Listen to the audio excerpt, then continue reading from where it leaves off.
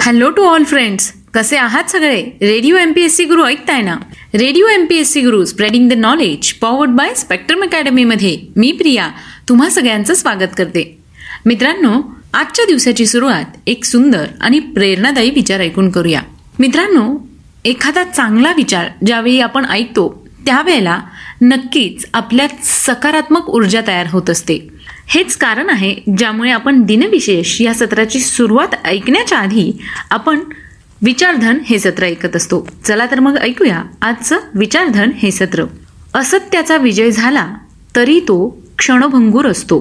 तर मित्रांनो, हे होतं आजचं विचारधन हे सत्र. यानंतर वळूया आपल्या दिनविशेष या सत्राकडे.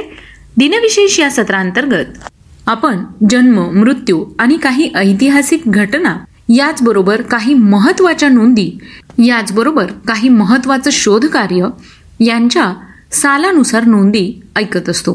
एकूणच काय तर आत्ताचा क्षण हा पुढच्या सेकंदाला इतिहास होत असतो. यातले काहीच क्षण जगाला विशेष म्हणून अजरामर होतात. चला तर मग जाणून घेऊया आजच्या दिवसाची विशेष गोष्ट म्हणजेच आजचं दिनविशेष हे सत्र. मित्रांनो, 4 जून हा दिवस विश्व निष्पाप बालक व आक्रमण पीडित दिन म्हणून साजरा केला जातो. म्हणजेच international day of innocent children victims of aggression हा दिवस 4 जून या दिवशी साजरा केला जातो.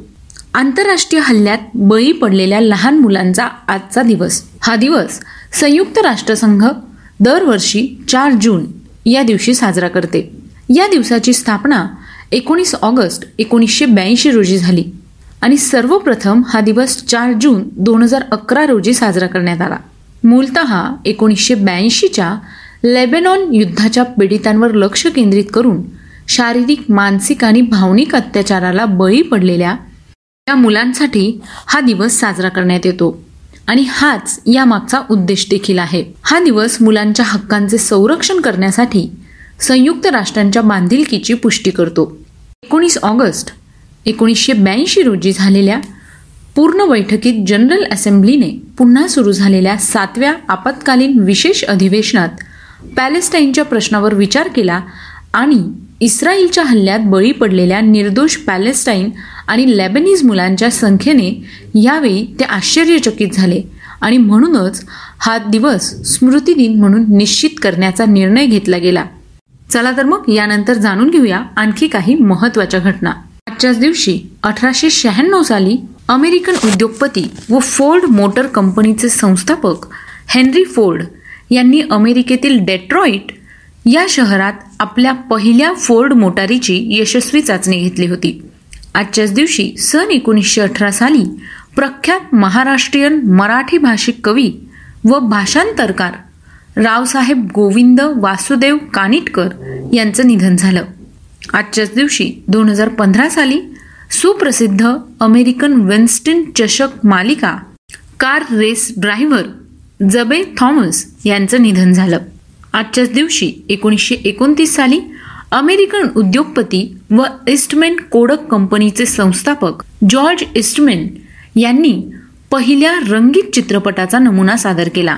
आजच्याच दिवशी सन 1940 साली द्वितीय महायुद्धादरम्यान जर्मन सैन्यांनी फ्रान्स देशाची राजधानी पॅरिसमध्ये प्रवेश केला. आजच्याच दिवशी सन 1959 साली भारताचा सर्वोच्च नागरी पुरस्कार मिळविणारे पहिले भारतीय नागरिक सी राजगोपालचारी यांनी स्वतंत्र पक्षाची स्थापना केली.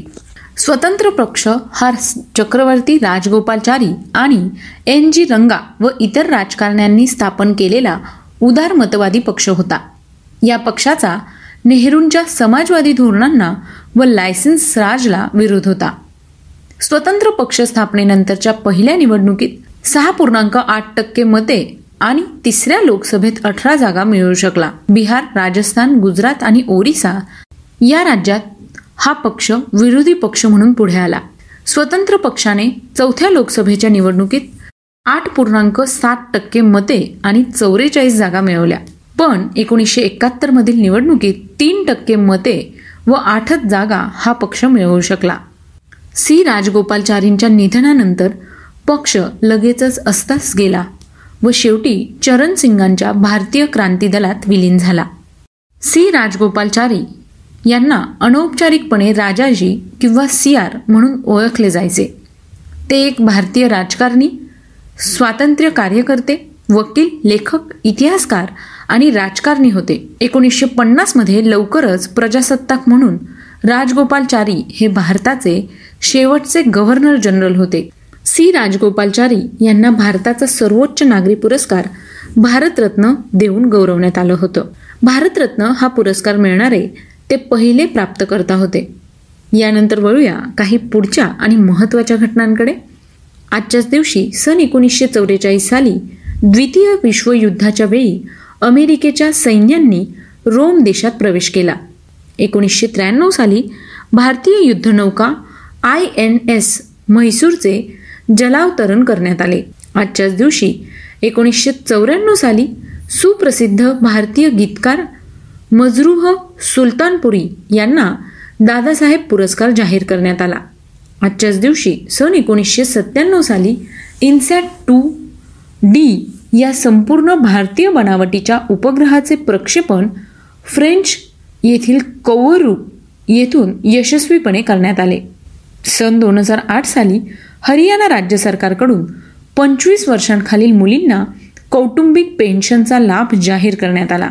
आजच्याच दिवशी सन 1904 साली भारतीय लेखक, प्रकाशक आणि पर्यावरणवादी भगत पूरण सिंह यांचा जन्म झाला. 1931 साली भारतीय रंगहीन हिंदी चित्रपट क्षेत्रातील प्रसिद्ध अभिनेत्या बीना राय यांचा जन्म झाला. 1989 साली अमेरिकन व्यंगचित्रकार डिक ब्राउन यांचं निधन झालं. आजच्याच दिवशी सन 1936 साली प्रसिद्ध भारतीय हिंदी चित्रपट अभिनेत्या नूतन यांचा जन्म झाला. आजच्याच दिवशी सन 1946 साली पद्मश्री पुरस्कार तसंच राष्ट्रीय चित्रपट पुरस्कार सन्मानित प्रसिद्ध भारतीय चित्रपट पार्श्वगायक, संगीत दिग्दर्शक, अभिनेता आणि चित्रपट निर्माता SP बालसुब्रमण्यम यांचा जन्म झाला. आजच्याच दिवशी सन 1947 साली लोकप्रिय महाराष्ट्रीयन मराठी चित्रपट अभिनेते अशोक सराफ यांचा जन्म झाला. आजच्याच दिवशी सन 1959 साली प्रसिद्ध भारतीय उद्योगपती व रिलायन्स समूहाचे अध्यक्ष अनिल धीरूभाई अंबानी यांचा जन्म झाला. सन 2014 साली अमेरिकन बेसबॉल खेळाडू, व्यवस्थापक आणि मेजर लीग बेसबॉलचे प्रशिक्षक डॉन झिम्मर यांचं निधन झालं. आजच्याच दिवशी सन 1975 साली प्रख्यात अमेरिकन चित्रपट अभिनेत्री अँजेलिना जोली यांचा जन्म झाला. तर मित्रांनो, ही होती आजच्या दिवसाची विशेष गोष्ट, म्हणजेच आजचं दिनविशेष हे सत्र. तुम्हाला आमचं दिनविशेष हे सत्र कसं वाटलं ते आम्हाला नक्की कळवा. त्यासाठीच आमचा व्हॉट्सअप क्रमांक आहे 8698 म्हणजेच 8698869880. तुम्ही आमचं दिनविशेष हे सत्र आमच्या यूट्यूब चॅनलवर देखील पाहू शकता. याकरता तुम्हाला फक्त आमचं स्पेक्ट्रम अकॅडमी हे यूट्यूब चॅनल सबस्क्राईब करावं लागेल. सोबतच तुम्ही स्पॉटिफाय म्युझिक ॲपवर रेडिओ MPSC गुरु हे पॉडकास्ट देखील ऐकू शकतात आणि यात सुद्धा तुम्ही दिनविशेष आणि व्यक्तिविशेष हे सत्र ऐकू शकता. चला तर मग मित्रांनो, मी प्रिया तुम्हा सगळ्यांची रजा घेते. पुन्हा भेटूया उद्याच्या दिनविशेष या सत्रात.